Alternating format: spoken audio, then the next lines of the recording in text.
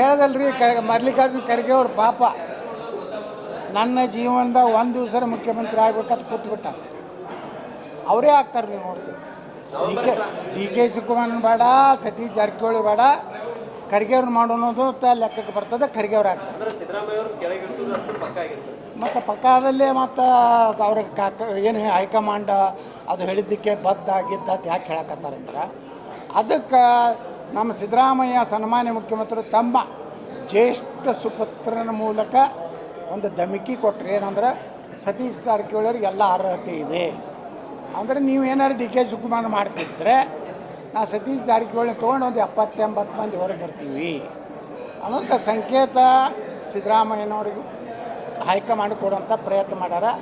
ಪಾಪ ಅಲ್ಲೇ ನಾನು ಸುಮ್ಮನೆ ರಾಷ್ಟ್ರೀಯ ಅಧ್ಯಕ್ಷ ಮಾಡಿ ಕುಡಿಸ್ಯಾರ, ಅಲ್ಲಿ ಕೆಲಸ ಇಲ್ಲ ಬಡಿಸಿಲ್ಲ, ಯಾವ ರಾಜ್ಯಗಳು ಇಲ್ಲ, ಉತ್ಪನ್ನ ಬರಲಾಗೈತಿ. ಅದಕ್ಕೆ ಮುಖ್ಯಮಂತ್ರಿ ಆಗ್ಬೇಕಂತ ಖರ್ಗೆ ಸಾಹೇಬ್ರತ್ತ. ಇನ್ನೊಂದು ಕಡೆ ಡಿ ಕೆ ಶಿವಕುಮಾರ್ ಮೊನ್ನೆ ಡೆಲ್ಲಿಗೆ ರಾತ್ರಿ ಹೋಗಿ ಬಂದು ಯಾವುದೂ ಪ್ರಯೋಜನ ಆಗಲಿಲ್ಲ.